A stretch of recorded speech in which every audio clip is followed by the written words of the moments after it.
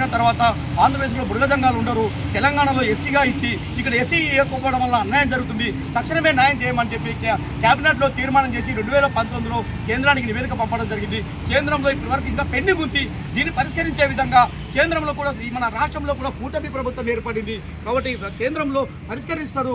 మన పవన్ కళ్యాణ్ గారు అనుకుంటే బీజేపీ ప్రభుత్వం గౌరవం నరేంద్ర మోడీ గారు అయితేనేమి, అమిత్ షా గారు అయితేనేమి, కేంద్ర మినిస్టర్ గారు అయితేనేమి, హోంశాఖ మినిస్టర్ గారు అయితేనేమి న్యాయం చేసే విధానంగా ఉంది. కాబట్టి పవన్ కళ్యాణ్ ద్వారా మాకు కూడా గతంలో కూడా పవన్ కళ్యాణ్ గారు విశాఖపట్నం అయితేనేమి, కర్నూలు జిల్లాకు వచ్చిన పర్యటనలో అయితేనేమి ఉంది. ఈ ఆంధ్రప్రదేశ్లో బృహజంగాలకు సర్టిఫికేట్ లేకుండా నేటి వరకు ఎంతో టెక్నాలజీ పెరుగుతున్నా అన్యాయంగా వస్తుంది, నేను వచ్చిన వెంటనే న్యాయం చేస్తారని చెప్పి మా అందరికీ విశ్వాసం నమ్మకం కలిగించాడు మా జాతి కల్లా. కాబట్టి ఇప్పుడు వచ్చాడు, ఆయన కలవాలా, కలిసి మా సమస్య న్యాయం చేసుకోవాలని చెప్పి ఎంతో తపనంతో ఆ రాష్ట్ర అధ్యక్షునిగా 10 సార్లు కూడా నేను 4-5 సార్లు ఇక్కడ తిరిగిపోతున్నాను.